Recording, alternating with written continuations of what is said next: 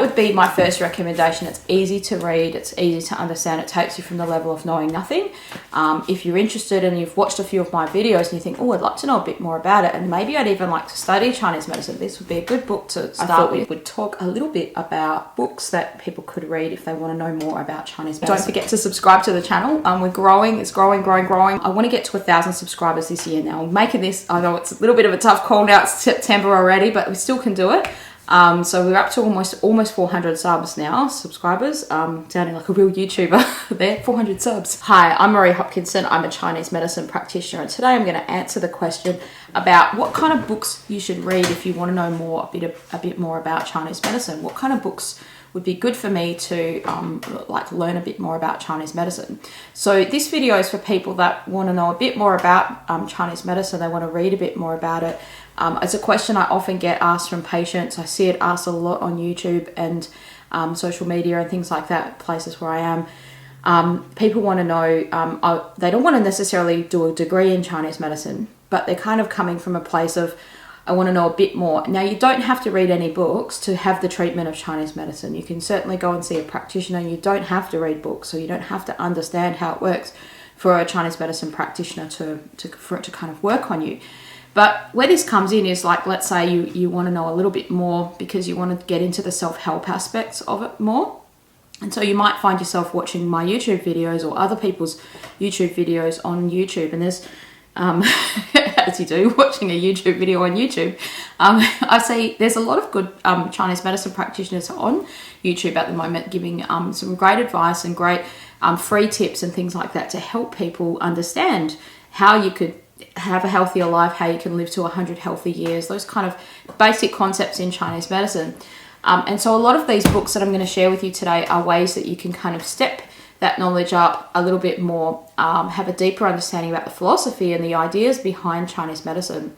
And also what books you would read. I'm going to recommend different books for you that you might want to read based on if you want to study Chinese medicine further. So the first book I would recommend, this is the first book I ever read in Chinese medicine. It's an old book. This guy's been around a long time, Ted Kaptchuk. And this is like when I first did Chinese medicine back in the day. I think I was back in 1997, was my first year of Chinese medicine school. This is the first book I ever read about Chinese medicine. Now, when I enrolled in Chinese medicine school, I had no idea what I was in for. I had never even had acupuncture.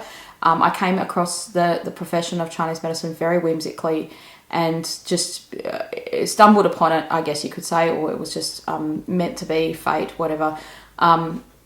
That I'm so glad that I did it, and it's changed my life. But what I'm getting at is that this book is great if you don't know anything about it and you want to understand just the basic ideas of yin and yang, the 5 elements, what is qi or energy.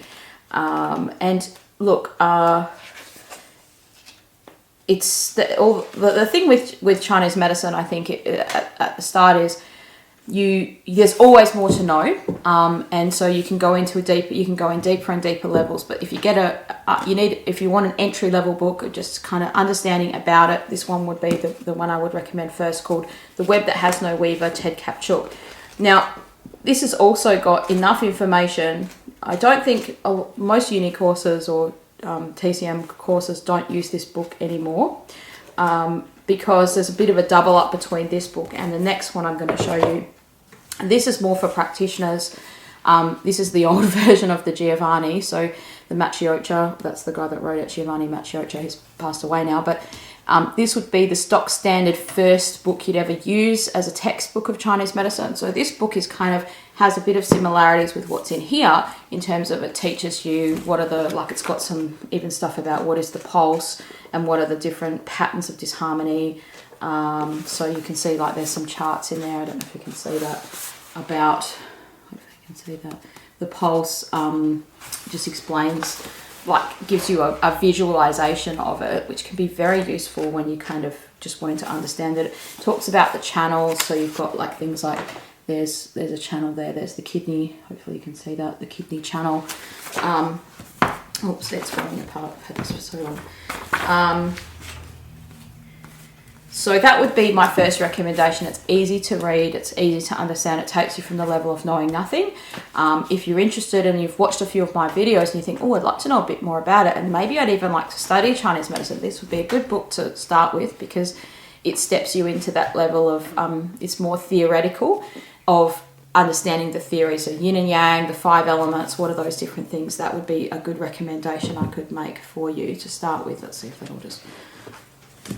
Will he kind of sit there? See if he will. So that's the first one. The next book I normally recommend for people in your position that I don't know anything at all is this book here, and it's called The Tao of Healthy Eating, and that's by Bob Floors. I'll just put it there so you can see it because the thing's going to track my face otherwise. So that hopefully it'll zoom in on that book. So this book is great. It's very easy to read. It's written for, this is the book that's used in a lot of Chinese diet therapy classes. Now, how are these two books different? Well, firstly, this one here, this one here is more something you could use to understand Chinese diet therapy. Now, I have done a video about what are some books for Chinese diet therapy, people that want to know a bit more about Chinese medicine for diet. And this is definitely one. But this also helps you understand how your body works just in a general way. So these are the first two books I'd recommend, and this one's more for if you want to understand your body and use diet therapy a little bit more and understand you as a person in Chinese medicine and the things that you do, like coffee, food allergies. I'm just reading from some of these topics. Like, what does Chinese medicine think about cooked and raw foods? More flavors and spices, the spleen and stomach. So it's talking about keeping your body healthy and what are the impacts of those things in a Chinese medicine way, which helps you understand how does Chinese medicine work. But this isn't going to give you like the fundamental theories, yin and yang, the 5 elements, talking about the channels. And so this thing here gives you an overview of everything that's used in terms of philosophy and understanding, a very brief overview of things like that are used in acupuncture practice and Chinese herbal medicine practice. Whereas this is kind of looking at how does Chinese medicine view foods, your digestive system, and modern day kinds of things that we have. And then it's also got a massive section at the back, which then probably, let's say, just under a third of the book, almost between a third and a half of the book, is just going through different things like what are raspberries, what are red dates, what are, like in alphabetical order, oats, orange peel. And so it talks about the foods and the nature and the functions of those foods. So that's the difference between those two books. Either way, if you're a student, you'd end up probably reading these or buying these books. They won't be wasted. So that's another thing you're thinking of. Like when I was first studying Chinese medicine, I remember reading that Ted Kapchuk book and having to read this book here and learning this. And coming from someone who hasn't learnt Chinese medicine ever before, I was really interested in it, but I had nothing else to pin that knowledge on because I hadn't even had an acupuncture treatment before. And not that you have to have a treatment to be a practitioner, because that's the path I went down. But what I'm saying is, like, I even went and bought even simpler books. Like, I found these other books. What is Chinese medicine? Because like I wanted sort of even a simpler knowledge, but those books very quickly just got thrown away because they weren't something you could go back to or use. So if you're thinking about, okay, I'm thinking about learning about Chinese medicine for myself, and I might want to study it in the future and I want to know more about it, then these two books are a good place to start, particularly this one here. Now, another one you can get is this Giovanni book that I was just mentioning before. If you are thinking that, I'm pretty sure, Marie, I want to study Chinese medicine, this book is used by most schools. It won't be a waste if you buy it. This is the old version here. There's newer versions, and the new version's probably like almost twice as thick. But if you're kind of like, you're not really necessarily going to study it and you find one of these old, you can get these very cheaply on eBay and Amazon and that kind of thing, or even some practitioners even give these away now because they're older. The thing with Chinese medicine is the knowledge doesn't get changed. Like we actually are a profession that looks backwards, not so much looking forwards. So what that means is the knowledge, the person writing the books, might want some more money, and that's why they make a new edition, but they also might get better at explaining it. But the actual knowledge, it's not like this knowledge is outdated. It's not like with Western medicine, you get a Western medicine text and it's 50 years old. You think, well, those procedures and those practices aren't even, some of the ways they think about the organs aren't even true, or they aren't even the way we would do it now. Well, that's knowledge doesn't happen with Chinese medicine. So that's one good thing, even if you buy some old books. Just probably the same author, like the videos I produce now, for instance, are better than the videos before. The knowledge is still the same, but I'm getting better and better at doing them, and I'm getting more articulate at saying it. And also then, you know, an author might think, okay, they get feedback from people and write a better book because they put more flow charts and things like that in it. And that's kind of what's happened with Giovanni. Like, the book's gotten twice as thick. It's not that the old knowledge isn't still good. So what's in this book is definitely more a practitioner level, and something that will transition you towards like understanding the relationships of our body in terms of like the yin and yang and the 5 elements, in terms of our zang fu, our organs. So what are the different organs? What are the functions of those organs? How do they relate to our body? And so it's highly theoretical and very useful as a beginner level. That's something you would read or would be expected to read and utilize in the first year of Chinese medicine school. So I hope that's been helpful to you. There's one more book that I'll just mention if you get hold of this one. This can be useful for a beginner as well.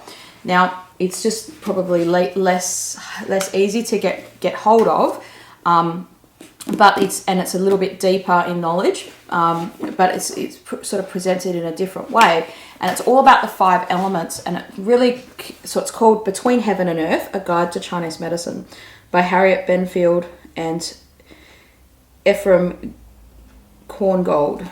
Sorry, I don't know why that took a while to read that out. Now, they do talk about so the Chinese medicine philosophy, just in general, like what's a difference in thinking about medicine in terms of Chinese medicine and Western medicine, and then it's talking about diagnosis, but then it goes into great detail about the different elements. And if that's something that you're interested in, now Giovanni Maciocia still talks about the elements, for sure, that's part of it, but this is presented in a different way. And if you are interested in like the spiritual, mental,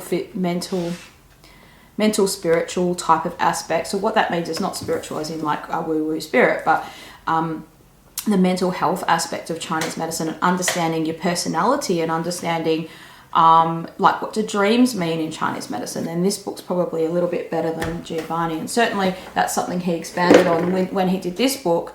There's a little bit of that mental health stuff in it. In the second edition, there's a lot more in that. So what are the relationships between those things in Chinese medicine? So that's something that I would recommend that you start with to learn about Chinese medicine. Hopefully that, if you're watching this video, then I'd encourage you to get on that journey if that's something you're interested in. It's a great way to understand your body, to teach yourself how to be healthier, to teach yourself how to like Chinese medicine is big on preventing illness through early intervention, early treatment. And some of those treatments are food-based kind of treatments. So if you're interested in that, then that would be more this style of healthy eating. And then otherwise, go and check out the video I did about food, the books for diet therapy.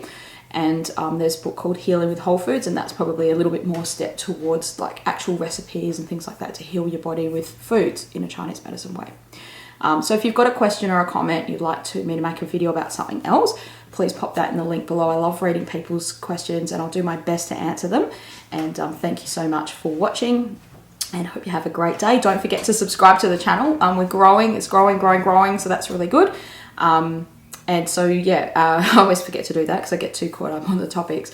But yeah, I really appreciate all the new subscribers, people that are joining the channel. That's so great. I want to get to 1,000 subscribers this year now. I'm making this, I know it's a little bit of a tough call now, it's September already, but we still can do it. So we're up to almost 400 subscribers. Sounding like a real YouTuber there, 400 subs. It's almost up to 400 subscribers. So I'm super excited about that because it just means then we can launch into the next phase of what I'm going to do with the channel and grow things even bigger. So I really would like to encourage you to let your friends and family know, let people know that this channel exists if it's something that they're interested in. And I look forward to seeing you again on the next video soon. Thank you.